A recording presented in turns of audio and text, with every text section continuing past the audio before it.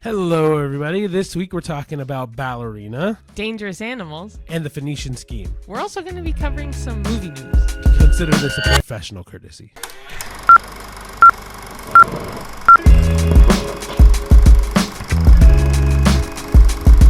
Hello, everyone. Hey, everybody. And welcome back to another episode of the A-List Admission. Yes, a new week, new movies, new opinions, and more Mhm. bullshit. Yeah, and a new week to be tired. Yes.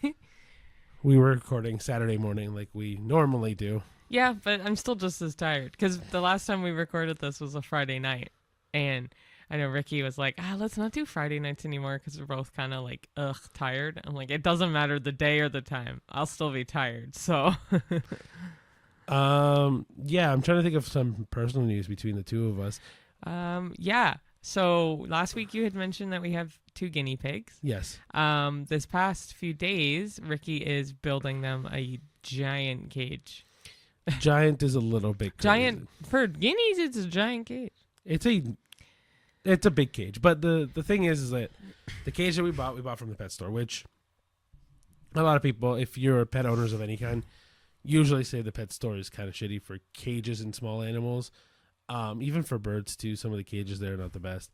But we had bought it just because we were very unaware of what we needed to get for stuff. Yeah, that one we did get like one of the largest ones you could get there. Yeah, so. like, don't get me wrong, we didn't buy like a cheap little like fiddly thing like this big. Like we got a decent sized one, but after doing my research on not that research on TikTok is a good thing, but like TikTok and also the internet and like kind of Googling to see what would be the best thing for our guinea pigs, I found out that our cage is kind of small compared to other people's guinea pig cages, and apparently, and also because they just have zoomies.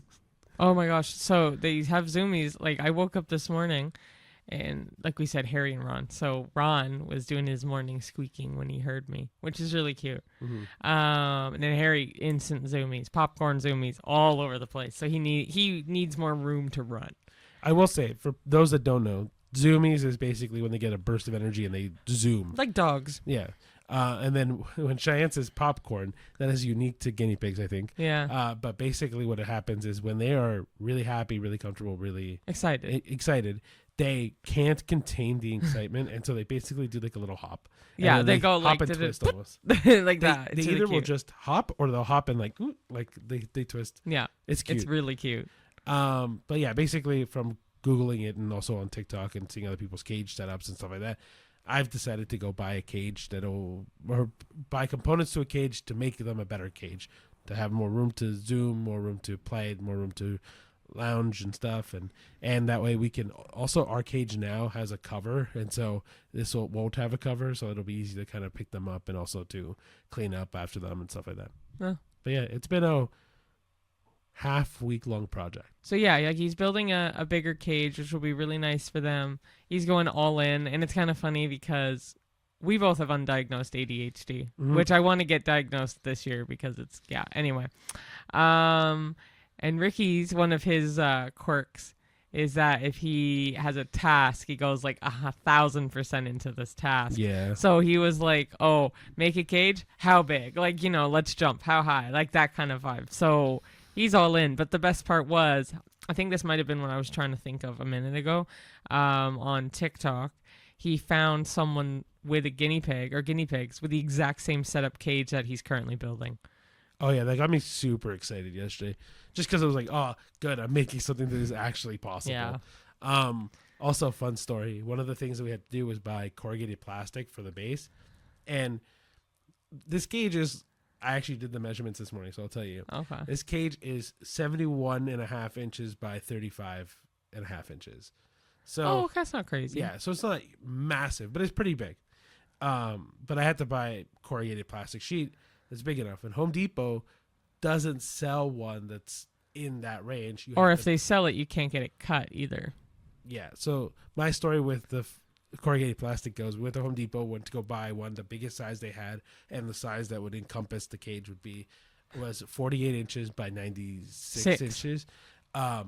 And I don't know why, but I vastly underestimated how big this thing was going to be. Yeah, so did I. And he has an SUV, and we were like, oh yeah, we'll get it. Yeah, I have a RAV4. So like, anyway, so we go into Home Depot, pull this thing. We're like, oh, this is big. Cheyenne goes, this won't fit in the car. I'm like, it might fit in the car. And she goes, it's not going to fit in the car. I'm like, it's the size of the car. I don't know if it's the size of the car. Anyway, point is that we didn't get it immediately. We went home, unloaded the car, and then I measured the car. Yeah, it was too big. So then I was like, oh, maybe if I go back to Home Depot and get them to cut it in half, they'll sell it to me in the full sheet anyway. And I said, I'll use all the sheets. I just need to cut it in half. So then I went back to Home Depot, talked to the guys, and they're like, no, we don't use the saw on anything other than lumber. And then I said, oh, well, if you have a box cutter, I can just cut it in half, but I'll still buy the full sheet.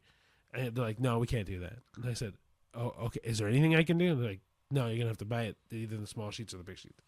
So I'm like, oh, whatever. Then I went to go check to see how bendable this thing is. And I'm like, oh, corrugated plastic is pretty bendable. So then I shoved it into the car, not folded it, but bent it. And man, it's funny. Like, it's fine. But yeah, it's not, there's no bends, no nothing into it. It actually looks good. Yeah. It was a funny thing where it was completely blocked my car. But yeah, fun little story, guys. Sorry. So yeah, that's news for our life. A little personal news. Yeah. So then movie news, we do have 3 things, which is interesting. If you want to get into it. Sure, yeah. So the first one for me, I saw this earlier this week and it was pissing me the hell off. So Thunderbolts, so this part doesn't piss me off, but Thunderbolts basically doubled its budget after being in theaters less than a month. That's great. We both really liked Thunderbolts. It was a really good movie. I think so far it's definitely, out of the 2 comic book movies of this year, this is definitely the best one that's come out. What was the other one? Captain America: Brave New World. Oh yeah. But yeah, the thing is though, is the narrative has switched on Thunderbolts because people now are saying this flopped, this sucked, this isn't gonna do well. Blah blah. Blah. It's the 3rd lowest grossing MCU movie of all time, right? You know what I mean? Like, so the narrative is that this movie is not performing well. I hate that narrative. It may not have gained the most amount of money, but this is truly the best MCU movie we've gotten in quite a while. But yeah, also it says it was the MCU's 3rd lowest grossing movie ever. Yeah. For hitting its budget. That's crazy. Yeah, I know like the reviews are really good for this movie. Like, people have talked very highly of this movie, but the cinema or like the news articles that have come out about this movie have recently been like, oh, this movie flopped because it's the 3rd lowest highest grossing movie in the MCU. And that's bullshit because like I said, it's, I think, one of the best MCU movies, if not the best MCU movie to come out since Shang-Chi. And I really like Shang-Chi as well, but like, I think this has legs and it's new. It's different than what Marvel has done in the past with their movies. And so I really like them experimenting with different styles, especially because superhero fatigue or like MCU fatigue is a thing where like people are kind of bored of watching the same Marvel movie, it feels like, over and over again. And so this being how, like, Thunderbolts being how it was, trying not to spoil it, is very cool and very unique and very interesting, even though now for whatever reason the narrative is that it's bad or like it's not doing well. All right, I don't know, I just wanted to bring it up because I'm like, this is kind of bullshit that this narrative is kind of being put online when it's one of the best, if not so definitely so far been the best superhero movie this year. Okay, up next, I'm really excited about this. They're talking more into Andy Serkis's directed Animal Farm novella movie. If you know of Animal Farm, it is a novella by George Orwell. It's one of my top favorite books of all time. I even have an Animal Farm tattoo on my leg. I'll take a photo of it and you can show it if you want. Yeah, so for those that are watching the video, it'll be up on the screen. Yeah, and it's an image based off a line from the book. I ate that book up. It's less than 100 pages. It's just a very, very good book. And it was funny because I had to read 1984 for university. I think everyone had to read 1984 at some point. Yeah. But the book I bought was a 2-in-1. So the other side was Animal Farm. So that's how I read it. Otherwise, I wouldn't have read it. And I'm really glad I did.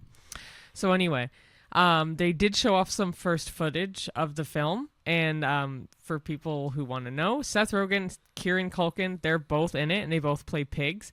I am really hoping that Seth Rogen is Napoleon out of the two of them. Oh yeah, because Napoleon is like the head honcho pig in the farm. But yeah, I just based off what I'm seeing, it looks like it'll be Seth Rogen being that, and it also has Gaten Matarazzo. It has Glenn Close. It has Laverne Cox, Steve Buscemi, Woody Harrelson, Jim Parsons, Kathleen Turner, Iman Vellani, and Andy Serkis. That's the leading cast. I'll try to put all of their photos up on the video. If not, that's okay. Honestly, it's just movie news, so. I always put the people's photos up. And I was right that Seth Rogen plays Napoleon. Lucky is Gaten Matarazzo, so he's one of the other pigs in the farm. Yes. Andy Serkis helped write the script as well, and he's been in on this project since 2011. So Netflix actually had the rights and then they let it go. So I don't really know what's going to happen at this point. It'd be really cool if they did a theatrical release. I highly doubt they will do a theatrical release. But as long as, like, I think Paramount Plus or something like that could get its rights, I think it'd be great. So anyway, that is currently in the works still. So keep your eyes open for that. I'm very excited, though. I don't know. I wanted to have a theatrical release. I really like Animal Farm. Cheyenne, like Cheyenne said when she got the book, she's like, you should read Animal Farm. It's really short. You'll really like it. You read it, right? Yeah. Yeah. And we both read it, or I read it during the pandemic. But yeah, I thought it was really good too. I didn't expect it to be written the way it was. But it is really cool. And I think that this movie does have legs to really introduce people to George Orwell if you've never read a George Orwell book, apart from I already forgot what the book 1984. Thank you. But yeah, I think especially for young readers or new kids that haven't read these books before. Or classic authors. No, I'm saying, but yeah, for kids that haven't read those books before. Yeah. Yeah. Well, I mean, yeah, those books by like classic authors, well-known authors and stuff. It's a good intro into George Orwell as well because it's not that long. Yeah. So hopefully this will come out on theaters because I mean, we go to the movies every week. I always support the theater and like going to go see things in the theater versus, not that streaming is bad, but like I don't want theaters to shut down. Is essentially what I'm trying to say. So putting something in theaters is always a good thing for me. Yeah. Yeah. Do you want to say the last one? Sure, if you want. Yeah, go for it. Okay, last piece of movie news is that Tom Cruise has set a Guinness World Record for a stunt he did in the new Mission Impossible: The Final Reckoning. And if you remember the scene at all, he is flying through the air in a parachute that's on fire. Anyway, it took him 16 tries to do that scene, and that's his new Guinness Book of Record. As if this guy needed more records to break. Yeah, so it's technically the most burning parachute jumps by an individual. Yeah. He has done record breaking in the past, apparently. But he's also just a really great actor when it comes to stunts and acting. So yeah, props to him for jumping out with a burning parachute 16 times. Or, hanging off the side of a plane. Yeah. Building. Yeah, he's been an honorary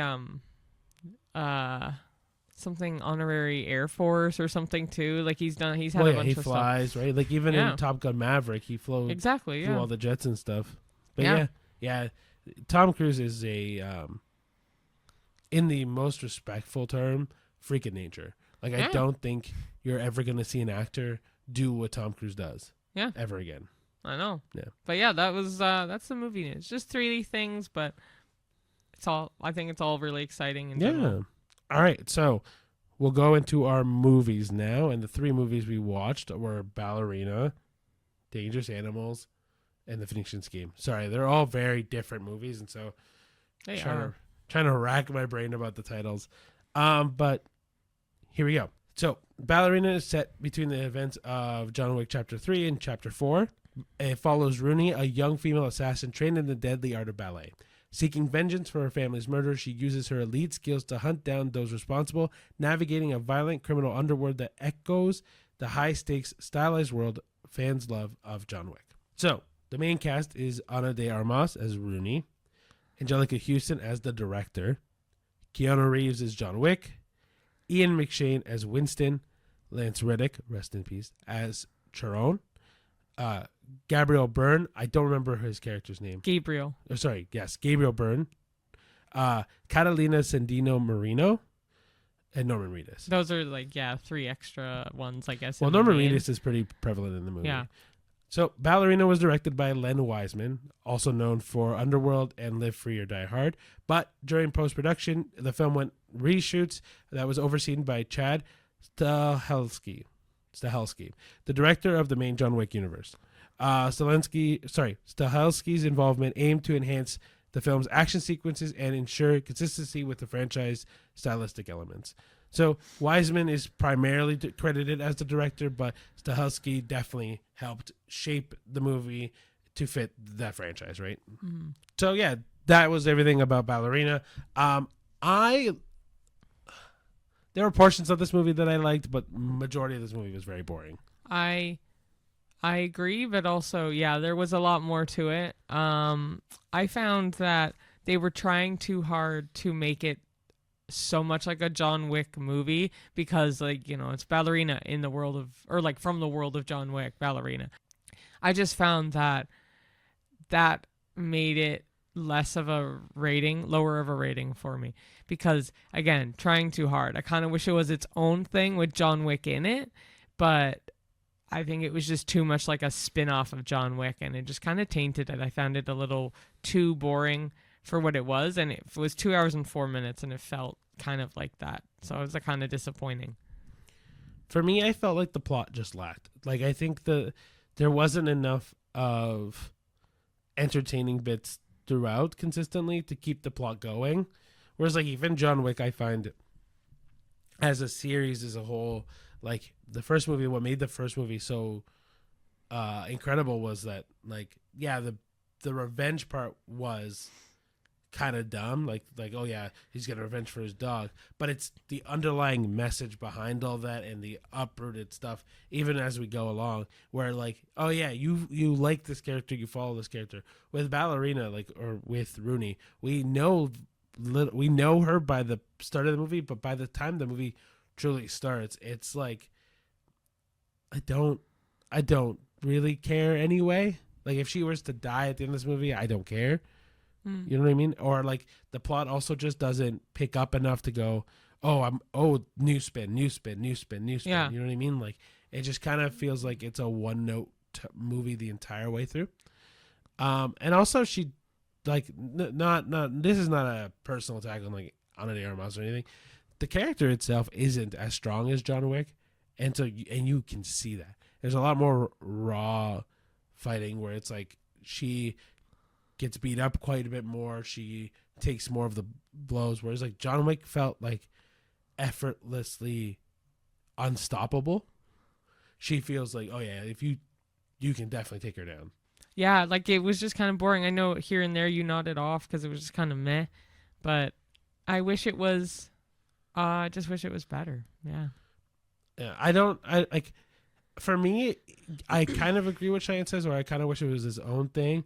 But I also understand them trying to make it John Wicky because it's the whole point, right? You're trying to appeal to John Wick fans.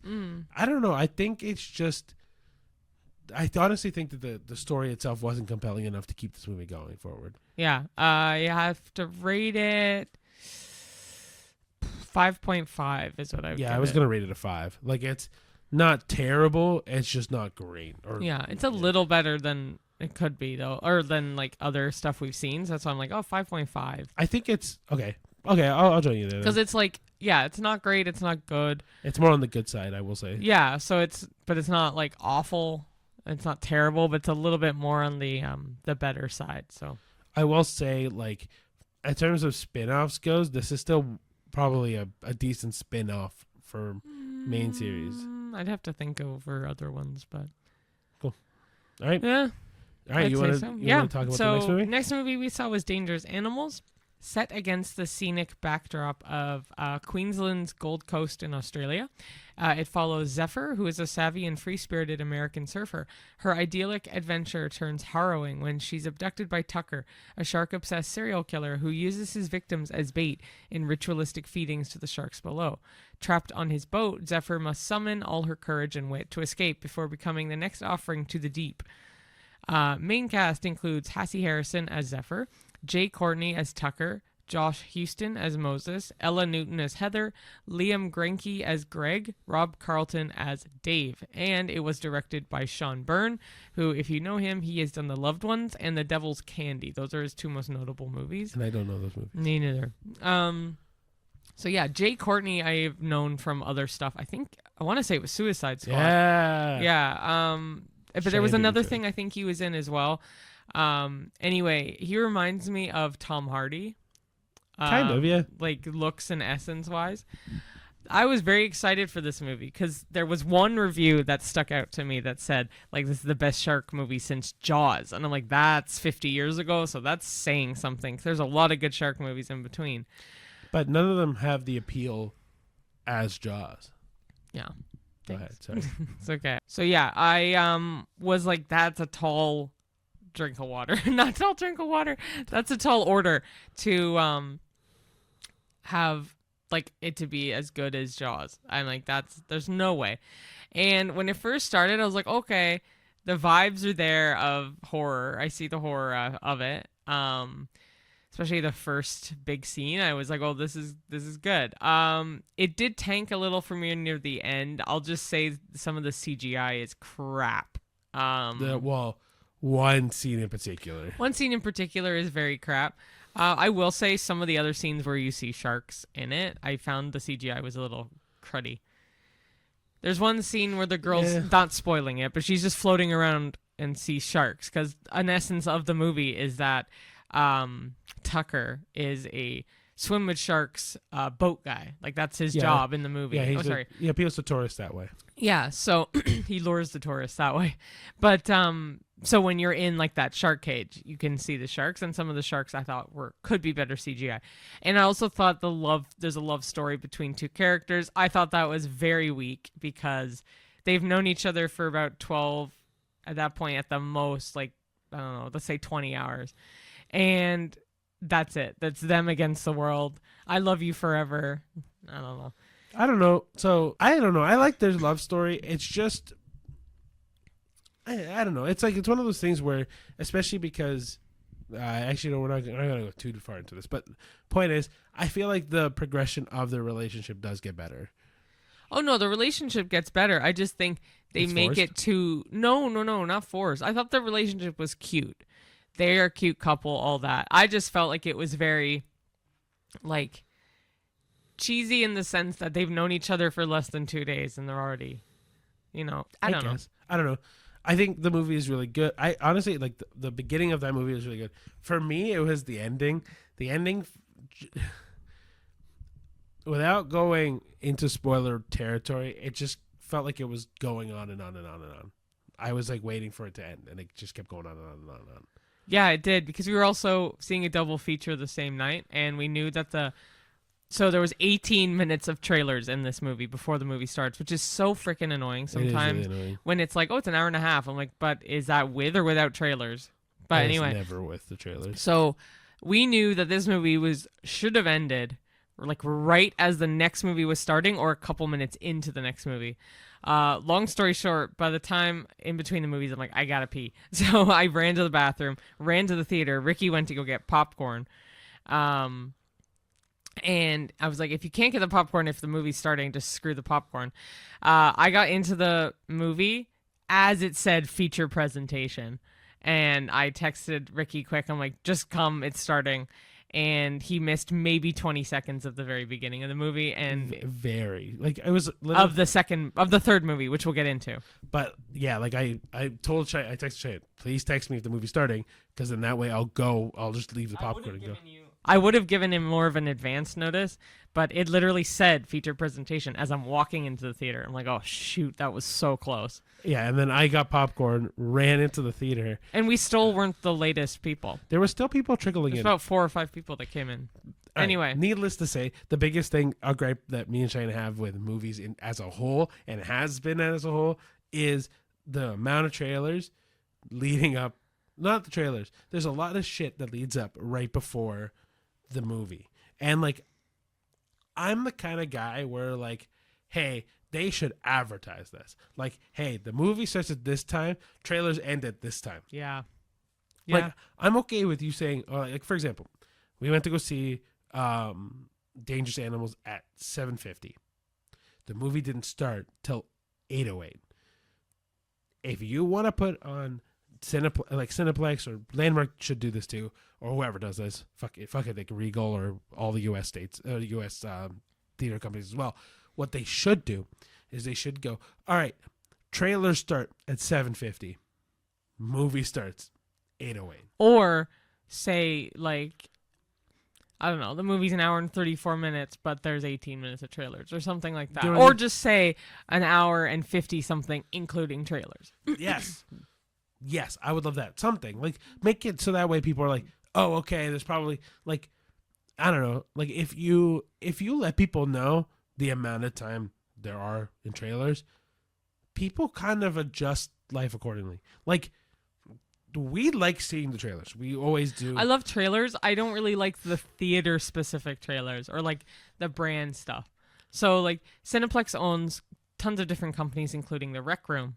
And there's this continuous commercial for the Rec Room that is the most irritating one. It's but the song. I get it. I get why they have to do it because it's their company.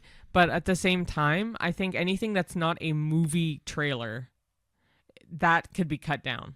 Yeah, I agree. I don't know. Like for me, it's like, but even people who don't go to the theaters that often are like, oh, I want to see the trailers for the movies that are coming out later on this year.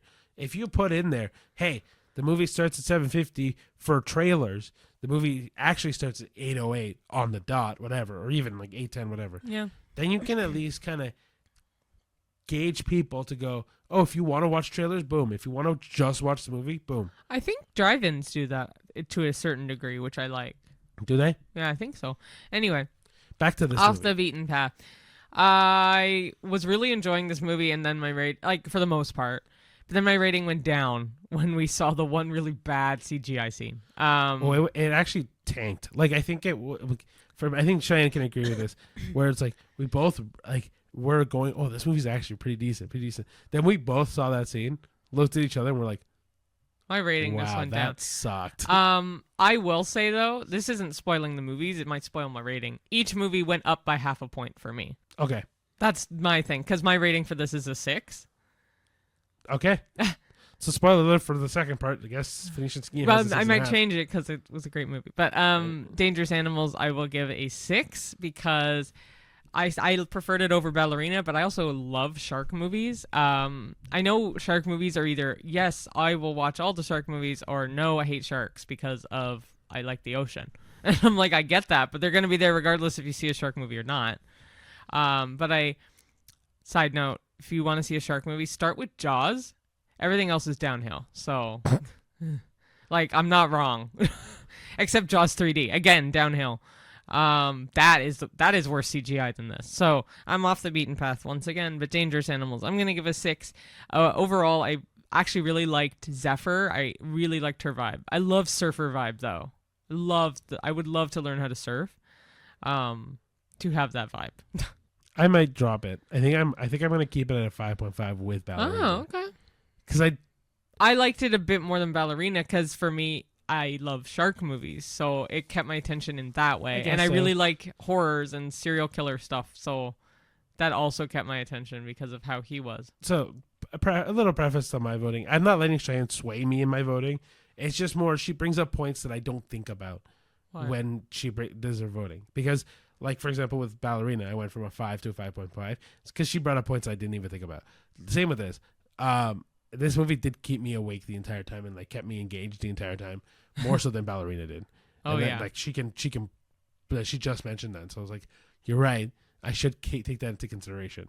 And so with that, I guess I'm going to jump with you and say 6 as well. But like, you just said 5.5. I did say 5.5. Oh, why jump about, it? Because of I Ballerina? didn't think about the fact that this movie kept me more engaged than Oh, Ballerina did. yeah, it did. Because at one point, even you were like, because there's one thing that happens. Oh, yeah. Yeah. I just remembered that. Yeah. Oh, so for me, it's very visceral. If we're watching a movie and I see something happen, it's like his equivalent to getting the shivers. I feel it. And for me, it's like I feel like I'm doing it. So for me, it's like, it doesn't bother me. But I had this conversation with some friends at work, and like horror movies for me, my element is like pitch black, all the darkness while I'm watching a movie, because it doesn't scare me. But my one friend was like, "Oh, really? Like I need the lights on." I'm like, "Oh, are you kidding now?" So for me, Cheyenne has kind of turned me into that with horror movies. Now I can do that. We're like, lights off, dark room, whatever. We'll watch it. Any horror movie, it won't scare me. Will it make me squeamish? Yes. Like seeing, even in Bring Her Back, some of the scenes that we saw in there, not that it was scary. No, it but was same not with scary. Midsommar. So that's okay. I've said Midsommar for years. Everyone is saying it's Midsummer. I'm pretty sure it's Midsommar. I say Midsommar, but I'm pretty sure it's Midsummer.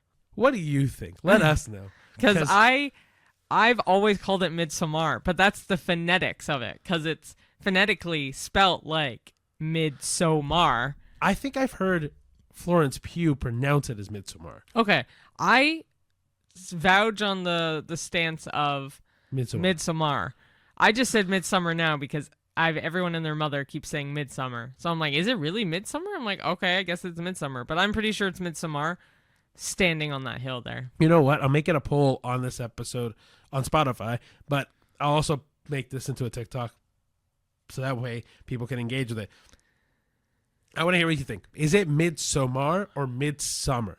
Because Cheyenne's right. I've heard both, but I'm pretty damn sure I've heard Florence Pugh pronounce it as Midsommar. I hope so, because I prefer that.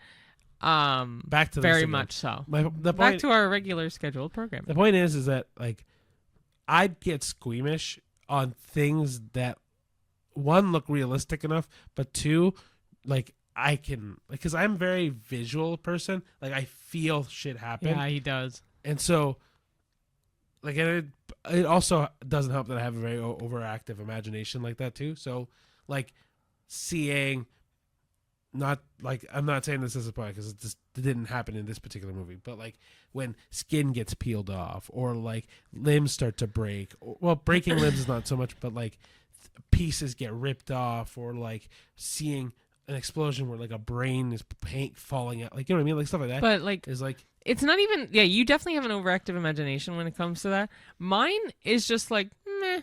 Like most things now, I'm just like, imagination's like, oh, it's too much work. Fair. For me, it's like, like watching the movie, I can tell you, oh yeah, that's obviously fake, and I know it's fake.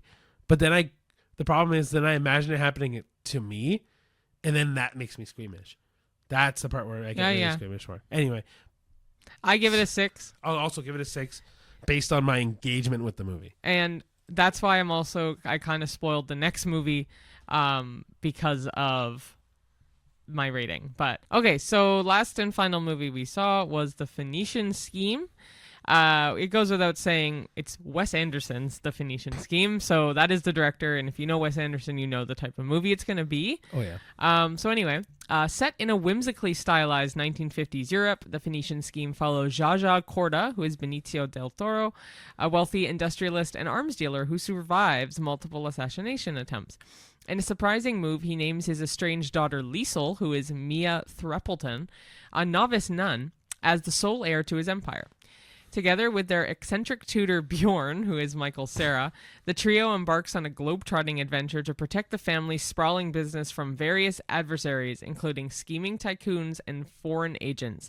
It blends Anderson's signature visual flair with themes of family morality and the absurdities of capitalism, all wrapped in a darkly comedic espionage narrative. So like I said, Benicio del Toro is Zsa Corda, Mia Threppleton is Liesl Corda, Michael Cera is Bjorn Lund, Scarlett Johansson is Hilda, who is Zsa's cousin and business ally, Tom Hanks is Leland of the Sacramento Consortium, Benedict Cumberbatch is Uncle Nubar, Riz Ahmed is a revolutionary figure, Bryan Cranston in a pivotal role, but he is alongside Tom Hanks in one particular scene. Richard Ayoade is a guerrilla? Gorilla, yeah. Guerrilla commander. Rupert Friend is a rival leader. Mathieu Amalric is a French gangster. Jeffrey Wright is also in this movie in a supporting role. And there's some cameos by Bill Murray, F. Murray Abraham, and Willem Dafoe. There is a lot of cast, and if you know anything about Wes Anderson movies, he always has a big cast and always very A-list actors for the most part.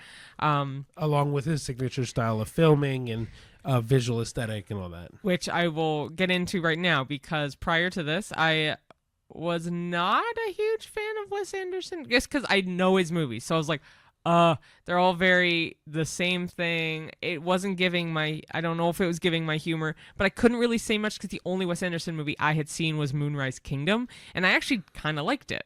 So in my head, I'm like, but all his movies give the same vibe, and I'm like, I don't know if I'm into this. So as we were watching it, I said to Ricky, so side note, one of my favorite TV shows is Lemony Snicket's A Series of Unfortunate Events that they made for Netflix with Neil Patrick Harris. And as I'm watching this, I lean over to Ricky. I'm like, this is giving the same humor as what's in that show. And then he was like, huh. He's like, that just made me like this movie.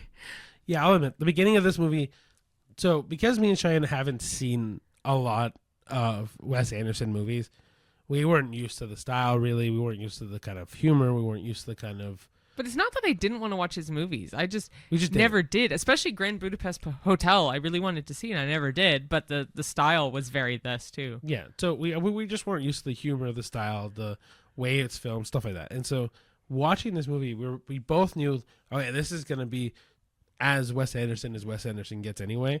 And so we're watching this and we're like, you know what? This is not what we're used to. Not sure if we like it. I thought some of the things were funny at the beginning. Shane was like, I don't know if this is really funny. And then she thought of that, and immediately it set her perspective differently. And then from then on. Yeah, so there was some scenes I'm like, okay, it's funny, but like, like that kind of funny, like not out loud laughing or anything. But then as I'm watching it more, I'm like, yeah, it's giving me that vibe of the show, the Lemony Snicket show. And then as soon as I did, like a switch flipped, and I was like, this is funny.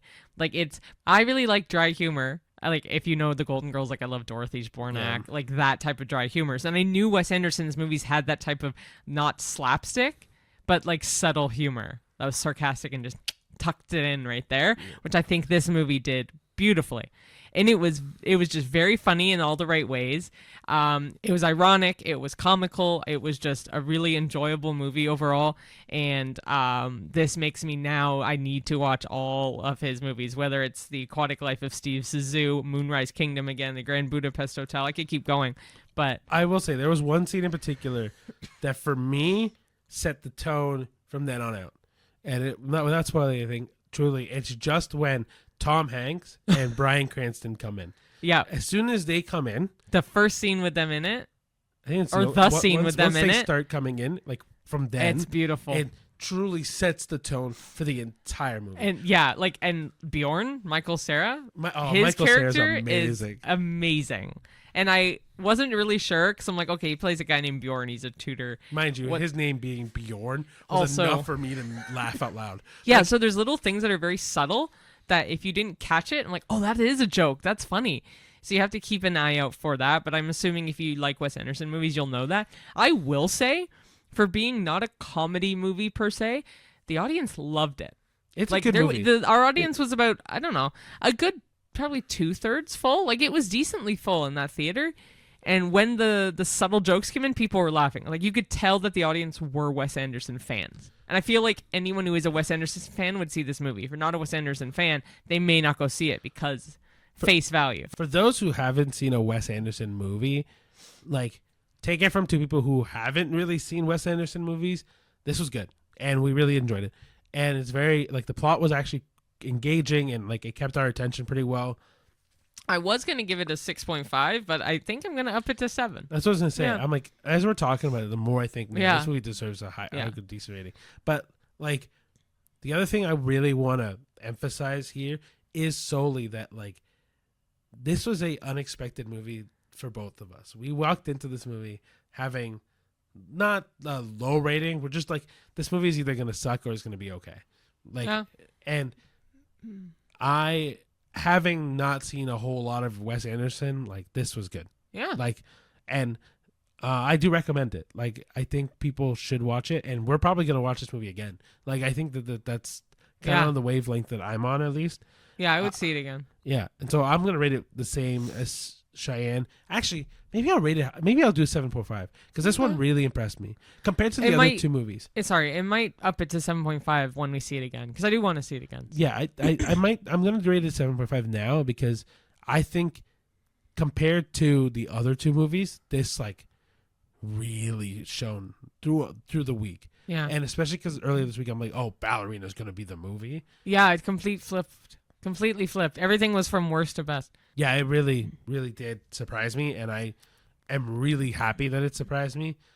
And I just, I the only thing I can truly say is, please give it a try. If you're not a big Wes Anderson person, like if you don't like Wes Anderson, fair enough, you don't have to go see it. But if for someone who hasn't seen Wes Anderson or people that love Wes Anderson, you'll love this movie. Yeah, yeah, I agree. Cool. Yeah, so that would be our 3 movie reviews for the week. Yeah. Or for the 2 days. Yes. And then for the latter half of the episode, we are going to talk John Wick. Yeah. Mostly because we want to forget about... No, I'm joking. Not forget about this movie. But we wanted to talk about John Wick as a whole. Forget about what?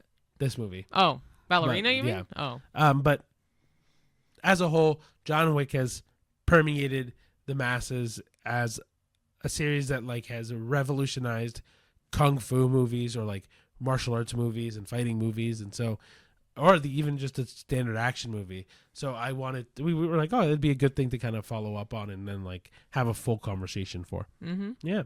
So Cheyenne and I, we both use ChatGPT to find 6 questions that would be great to fit as a discussion topics. Cool. So do you want me to read the first one? Cool. So what makes John Wick stand out from other action heroes? Oh, easy. He's one of the few action heroes that will do anything and everything he can to get vengeance for the fact that his dog was killed. Well, if we talk specifically, obviously his wife, as well. If we talk about the first one, yes. But as the series, even as the series goes on, but it all stems from the dog. His unrelenting need to finish a task is more what I think. Yeah, and even if he is kind of done with it, he kind of has to do it. Yeah. Like, he kind of just always seems to be in it 1,000%. But I think the other thing is solely the fact that he feels impossible to kill. Mm-hmm. Right? I think even with other action heroes, like if we talk about Mission Impossible, because I think that would fit very well as a comparison for this. Mission Impossible kind of, I know that Ethan Hunt is impossible to kill or whatever. Mission Impossible does, I don't know, for me it's like espionage better than James Bond now. And the thing that John Wick does differently than Mission Impossible is that John Wick feels so much more grounded. It feels more like, hey, this is a guy that just got roped into a situation and that he's off for the races. Right. Mind you, the world of secret killers and like assassins and all this kind of stuff is also just really engaging as a genre in general. Yeah, I agree. Yeah. Do you want me to do number 2? Sure. Did the emotional motivation in the first movie justify all that followed? No, hell no. Are you kidding? Huh. I mean, other things happen that I could see inspire or instigate him to keep going. But if you're talking the first movie, the emotional motivation from the first movie, so the dog dying, justifies all that followed? No. I think the first movie justifies the first movie. That's not asking that. No, I know, but that's my... It justifies the first movie, 100%. And I love every John Wick movie. I think they're all great for different reasons. But if you're asking if the dog dying, I'm going with the dog dying, but because it literally is that. If it justifies the rest of the series, no. But the dog dying, him killing off the one guy, which then sparks people attacking him because he killed the one guy. Yeah, but... Or the son of, right? True. But I don't know. I don't think it justifies John Wick 2, 3, 4. No. I think That's what it's asking. Yeah, so. I think John Wick 1 works really well as John Wick 1. Right. Like, the death of the dog being the symbolic nature of his wife dying, and then the dog die. It, like, those people that break in killing the dog. Yeah, I kind of understand why that propels the story forward. Yeah. But not past 1. After 1, it's more just kill or be killed. Yeah. Right? I think I'm trying to think which was my least favorite, because that's not a question on here. I'm like, which was my least favorite? My least favorite? Which is the one with Halle Berry? Thank you. Yes. 3. Okay, then I think it was 4 was my least favorite. 4 is the one with Bill Skarsgård and. Oh, I gotta rewatch it. Oh, I know what you're talking about, but I do have to rewatch that. That's a separate issue then. Okay, number 3. All right, which film had the best action sequence and why? You have an answer for this. I don't really yet. Oh, actually, I kind of do. Well, this isn't so much an action sequence. If I'm thinking of like like an action scene, John Wick 2 with the pencil kill, literally up and in it a guy's eye with a pencil. Kind of like the Joker scene from The Dark Knight Rises. The Dark Knight, sorry. Oh, yeah. My favorite fighting sequence, there's 2 that come to mind. And I talked about this with a coworker not too long ago. Was one, the gentleman from Iron Chef is also a martial arts guy in the first movie. Oh, him. I don't remember his name, and it's going to kill me. Cheyenne is going to look it up. But his fight scene with him is brilliant. I think it sets the emotional peak of that movie very well, but also it's so technically like accurate. Like, it feels like it's a battle for John Wick as he goes deeper and deeper into that fight. Cheyenne just looked it up. His name is Mark Allen Dacascos. Yeah. But yeah, he's a really good fighter, dude, and like he's also a martial artist. Yeah, he's really good, and I think his fight to me is going to be my favorite. Honorable mention though, the fight with Common in I want to say the second movie is also really good, but it's a very different fight. Like, it's a very more like slugfest through a city versus technical martial arts fight with him. Speaking of which, he was in 2023 inducted into the Martial Arts History Museum Hall of Fame. Good for him, man. Yeah. So he knows his shit when it comes to martial arts, apparently. Oh, yeah. But yeah, I would say that would be my favorite action sequence. Good one. Cool. All right. So, yeah, you're up. How does the secret world of assassins enhance the story? It gives John Wick more villains to fight. Yeah. Like, literally when he has and more allies. not a warrant or a bounty on his head. That scene where they're like, John Wick kill to get this reward at the end of the one movie.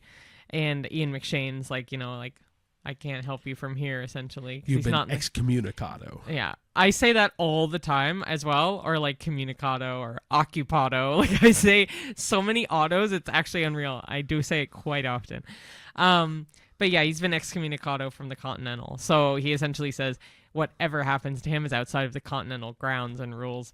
And that is so interesting to me, that part of the movie, because he's got 5 minutes to move. But the whole world now has an angst to kill John Wick. That's a very well done thing. So I think it enhances the story in that sense, because then you get to see all these secret assassins come out of the woodwork. But it's also the catalyst of the other movies, right? Like, yeah. Because John Wick is now trying to escape from being enemy number 1. Yeah. Right? But then, Lawrence Fishburne gets introduced because of it, and then you got Angelica Houston that gets introduced because of it. Halle Berry gets introduced because of it. Like, a lot of people get introduced because John Wick has to escape everybody. Yeah. And because of it, I think it really enhances the story, but it also makes John Wick 1 feel like small scale, and then by John Wick 4, large scale. Yeah. Right? So it really makes the movies feel way more involved, and that we're only getting a pocket-sized information of what is truly happening in the world at large. Yeah. Yeah. Side note, side note. Side note. We haven't seen The Continental. That's a show that's on HBO. Oh yeah, we have not seen. No. So there might be even more in that, but we haven't heard much about it anyway. Your turn for. All right. Who is your favorite side character and why? So I will agree with yours when you say it, but I'm also going to add in Bowery King, who's Lawrence Fishburne. I loved him in Hannibal. I thought he did a great job too, but he's a really good side character for this.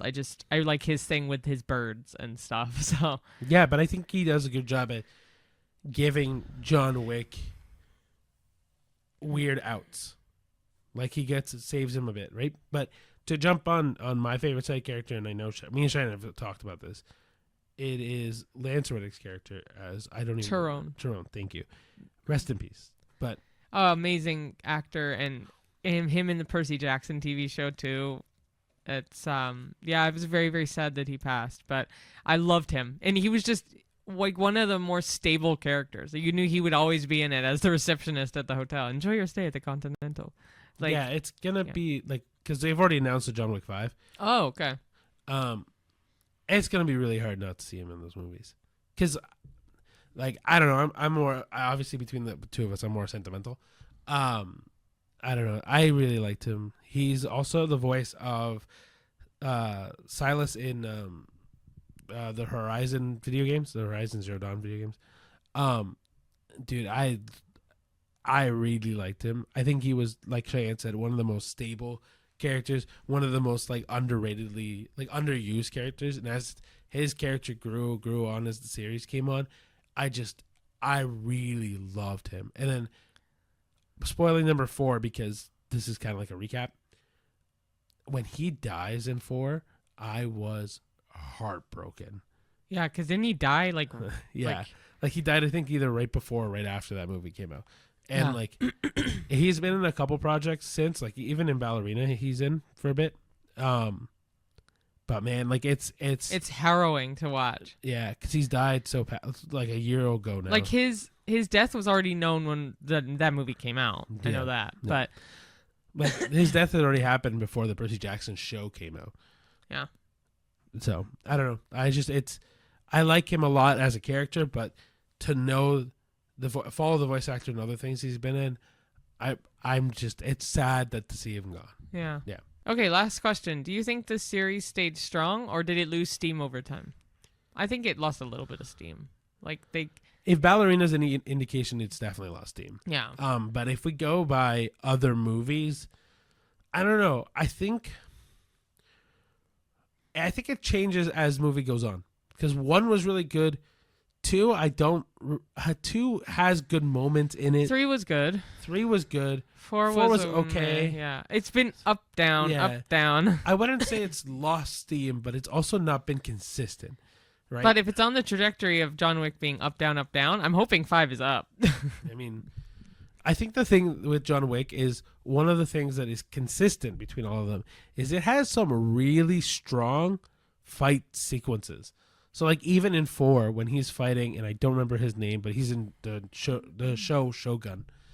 When he fights the Japanese gentleman, or with the Japanese gentleman in 4, it is some really cool choreography.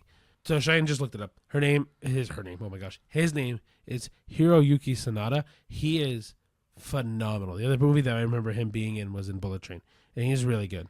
But his fight scene with John Wick in his Tokyo Continental, with Donnie Chang, I'm pretty sure.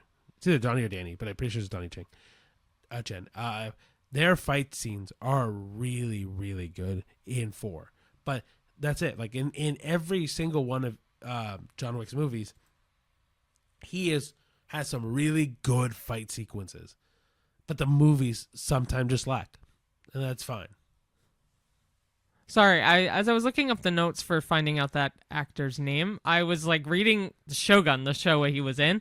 Actually, it sounds really good. I would watch it. I've been trying to get Cheyenne to watch this show for a little while. I do like Asian dynasty type stuff. It's also won some awards, by the way. No surprise. It looks great. I would watch it. Anyway, back to this. I have too much stuff to watch, so. Anyway, yeah, I just think the movie hasn't, the series hasn't lost steam. There's been some high points and some low points for sure. But I do think that the one thing that has stayed strong is the fight sequences. Yeah. I'll agree with that, honestly. Yeah. Cool. So that'll be where we wrap up. Yeah. So do you want to wrap us up? Queen. Yeah. Yeah. Thank you all so much for watching, listening, commenting, liking, and subscribing. Rate us 5 stars on Spotify. Mm-hmm. Speaking of Spotify, you can listen to us on Spotify, Apple Podcasts, or wherever you get your music/podcast. And you can also follow and like us on Letterboxd, Threads, X, Facebook, Twitter, Instagram, and TikTok. And YouTube, you can like and subscribe and share the love and hit that notification bell, but also share it in general with people because people need something to watch and listen to.